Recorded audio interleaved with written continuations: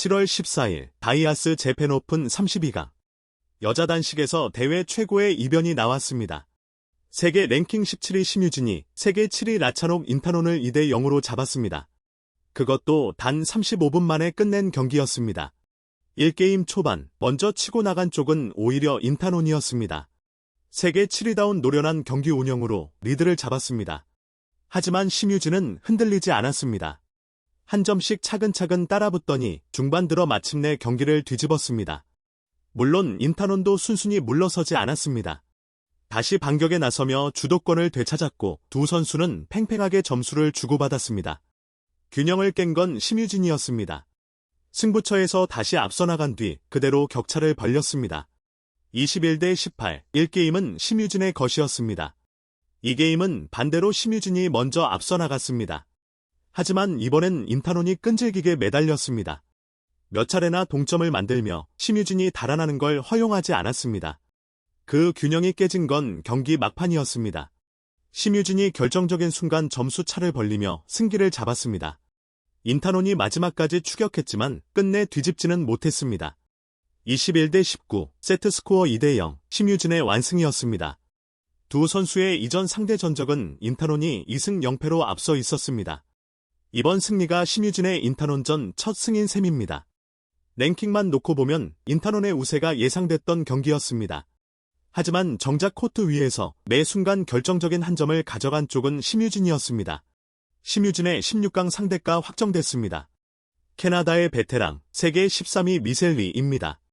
미셀리는 같은 날 코트 2번에서 세계 20위 부산한 옹밤농판을 꺾고 올라왔습니다. 21대 17, 21대 12, 한 게임도 내주지 않았습니다. 두 선수의 이전 상대 전적은 5승 4패, 단 한 경기 차이의 팽팽한 라이벌 관계였습니다.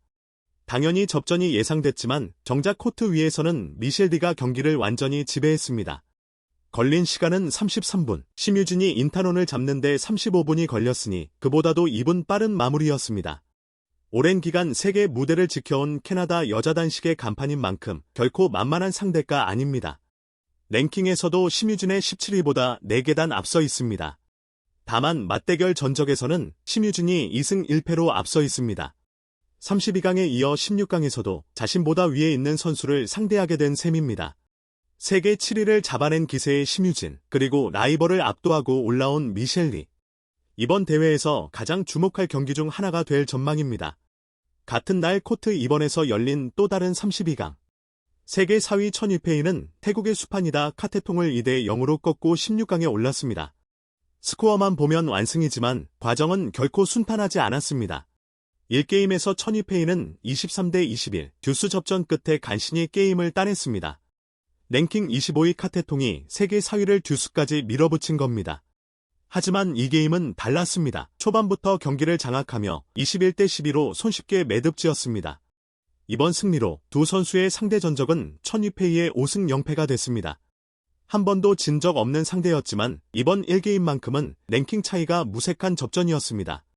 코트 1번에서는 개최국 일본의 군지 리코가 무너졌습니다.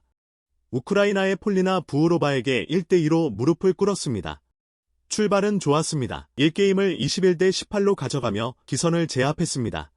그런데 2게임부터 흐름이 완전히 뒤집혔습니다. 20대 22로 게임을 내주며 승부는 원점.